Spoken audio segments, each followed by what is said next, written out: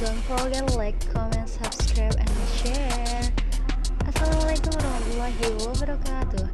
Hai Sobat Tani, perkenalkan nama saya Asri Sartiana, mahasiswa Politeknik Pembangunan Pertanian Bogor, jurusan Pertanian, program studi penyuluhan pertanian berkelanjutan semester 7. Kali ini saya akan memaparkan hasil praktikum yang telah saya lakukan untuk memenuhi tugas praktikum mata kuliah konservasi tanah dan air, dan saya ucapkan terima kasih kepada Ibu Titis Puri Purboning Tias SPMSI selaku dosen pengampu 1 dan Bapak Dr. Mazwar selaku dosen pengampu 2 yang telah memberikan bimbingan dan arahan sehingga laporan praktikum ini dapat diselesaikan. Kegiatan praktikum yang telah saya lakukan adalah mengidentifikasi pengolahan tanah di lokasi sekitar, perhitungan kebutuhan dan biaya tenaga kerja pengolahan tanah. Selanjutnya, mengulas video pertama tentang pertanian konservasi lahan gambut, dan budidaya padi organik seri. Hai Sobat Tani, kalian sudah tahu apa itu pengolahan tanah konservasi? Yuk, kita simak baik-baik. Pengolahan konservasi lebih menekankan kepada minimasi pengusikan tanah tanpa mempertimbangkan jenis alat yang digunakan. Pengolahan tanah tidak penuh di just tillage, bahkan tanpa olah. Zero atau no tillage menjadi alternatif yang ditawarkan untuk memecahkan masalah kerusakan lahan. Tanpa olah tanah merupakan suatu sistem olah tanah yang bertujuan untuk menyiapkan lahan agar tanaman dapat tumbuh dan berproduksi optimum dengan tetap memperhatikan konservasi tanah dan air. Sistem TOT sejatinya tidak mengubah tujuan dasar dari penyiapan lahan pertanian, tetapi yang berubah hanya frekuensi pengolahan tanahnya. Pengolahan tanah dalam rangka mempersiapkan lahan tanah membutuhkan peralatan untuk memudahkan dalam pengolahan lahan. Tenaga kerja adalah salah satu unsur penentu, terutama bagi usaha tani yang tergantung pada musim. Kelangkaan tenaga kerja berakibat mundurnya penanaman sehingga berpengaruh pada pertumbuhan tanaman, produktivitas, dan kualitas produk. Terdapat 3 macam sumber tenaga, yaitu manusia, hewan, dan mesin traktor. Terdapat kapasitas kerja yang berbeda dari kegiatan macam tenaga tersebut. Terdapat kapasitas kerja yang berbeda pula dari ketiga macam tenaga tersebut. Nah, begitu teman-teman. Pengolahan tanah yang saya identifikasi yaitu di lokasi saya sendiri di Desa Siti Winangun, Kecamatan Jamlang, Kabupaten Cirebon. Berikut adalah tahapan pengolahan tanah yang diterapkan pada lokasi praktikum kali ini. Pertama, pembersihan petak sawah. Pematang sawah dibersihkan dari rumputan, diperbaiki, dan dibuat agak tinggi. Fungsi utamanya adalah untuk menahan air selama pengolahan tanah agar tidak mengalir ke luar petakan. Fungsi selanjutnya berkaitan erat dengan pengaturan kebutuhan air selama ada tanaman padi.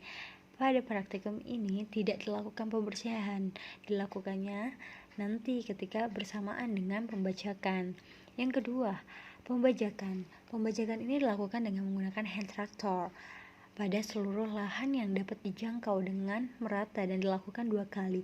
Dalam proses pengolahan tanah, arah gerak dari traktor sangat berpengaruh.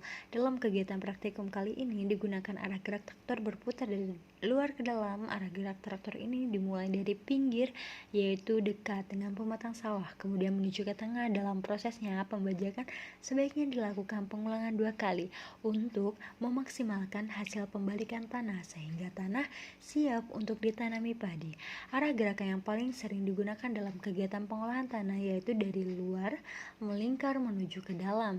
Arah gerakan traktor dalam pengolahan tanah sawah pada praktikum adalah pola tepi. Berikut adalah gambar pola pengolahan yang diterapkan di Desa Siti Winangun. Pada praktikum dan rata-rata petani menggunakan jenis traktor yang yaitu Quick G1000 dengan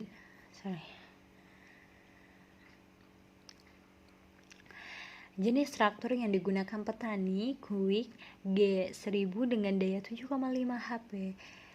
Dan berikut adalah dokumentasinya. Selanjutnya yaitu yang ketiga, perbaikan saluran dan galangan. Nah, saluran atau parit diperbaiki dan dibersihkan dari rumputan. Kegiatan tersebut bertujuan agar dapat memperlancar arus air serta menekan jumlah biji gulma yang terbawa masuk ke dalam petakan.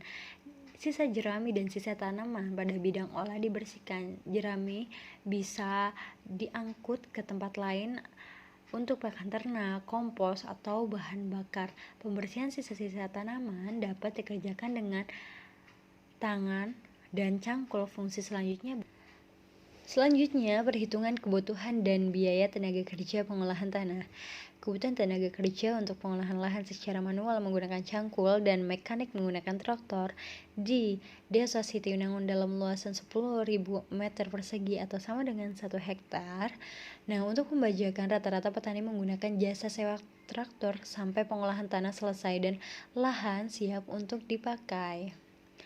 Berikut adalah uraian pekerjaan, volume pekerjaan, satuan, jumlah hari kerja, harga, dan total biaya. Di uraian pekerjaan, pembersihan bajak 1, bajak 2 bahan bakar dan galangan. Pembersihan galangan dengan total Rp1.600.000. Dalam satu hari kerja, satu orang dalam satu hari kerja ditarif dengan biaya Rp80.000 per harinya. Ulasan video yang pertama mengenai pertanian konservasi. Petani di Desa Sekaro, Kecamatan Jarowaru, Lombok Timur, NTB dengan komoditas yang ditanam adalah jagung dengan tumpang sari cabai. Petani di daerah tersebut mengalami masalah gagal panen secara terus-menerus sehingga dilakukannya teknik pertanian konservasi. Dalam pertanian konservasi yang menjadi fokus utama adalah menjaga kelembaban tanah, mengurangi intensitas pembakaran hutan dan mengurangi pembongkaran tanah. Konservasi tanah dilakukan dengan 3 prinsip dasar, yaitu pengolahan tanah seminimal mungkin, penutupan permukaan tanah sepanjang tahun, dan rotasi tanaman. Berdasarkan hasil wawancara tersebut, dengan teknik konservasi ini terbukti dapat meningkatkan hasil panen petani Pak Munggah yang sebelumnya panen hanya mencapai 1 ton, setelah melakukan pertanian konservasi meningkat menjadi 2 ton. Penggunaan pupuk juga cenderung lebih hemat, di mana awalnya 300 hingga 400 kilo, sekarang hanya 100 kg per hektar. Teknik konservasi yang kedua adalah konservasi lahan gambut. Dan teknik konservasi yang dilakukan antara lain dengan membuat gundukan menggunakan cangkul agar tidak tergenang. Kemudian pada lahan gambut juga diterapkan teknik konservasi secara kimia, yaitu dengan menambahkan pupuk TSP dan dolomit pada lahan di waktu-waktu tertentu. Selain itu juga dilakukan konservasi dengan menambah bahan organik seperti pupuk kotoran ayam, pupuk kandang, dan E4. Kemudian tips penanaman di lahan gambut ini adalah dengan memilih varietas yang sesuai dengan kemampuan lahan sehingga bibit yang ditanam dapat tumbuh dengan sesuai dan menghasilkan produknya secara optimal. Selanjutnya, ulasan video yang ketiga adalah budidaya padi organik Sri, System of Rice Intensification, daerah Bali. Pada budidaya ini, petani tidak menggunakan pestisida dan pupuk dari bahan kimia sintetis. Pemeliharaan dilakukan secara organik serta benih yang digunakan dari lembaga organik pula. Tujuan sistem ini yaitu untuk menghasilkan produk yang berkualitas tinggi, membudidayakan tanaman secara alami, meningkatkan siklus hidup biologi dan ekosistem pertanian, memelihara dan meningkatkan kesuburan tanah dalam jangka panjang, menghindari segala bentuk cemaran akibat dari penerapan teknik pertanian, dan lain sebagainya. Teknik Sri ini sangat sistematis, pasalnya semua bentuk kegiatan dalam budidaya, mulai dari waktu perairan, jadwal pengelolaan tanah, penanaman, dan lainnya telah ditentukan melalui rapat bersama. Selain itu, ada 10 prinsip Sri, yaitu menggunakan benih organik, melakukan uji bernas benih, menggunakan benih muda, ditanam tunggal, ditanam dangkal, ditanam seperti huruf L, tidak digenang air, jarak tanam lebar, penyiangan 4 kali dengan disemprot mol, tidak menggunakan pupuk dan racun sintetis. Cukup sekian yang dapat saya paparkan mengenai tugas praktikum yang telah saya lakukan. Thanks for watching. Semoga yang saya sampaikan bisa bermanfaat bagi sobat tani semua. Oh ya, lupa, ada kata-kata mutiara nih If we will say organic farming as our healthy food style, we can bring down cost of treatment to a great extent. Sulaiman Abdul Aziz, see you next my video. Bye bye. Wassalamualaikum warahmatullahi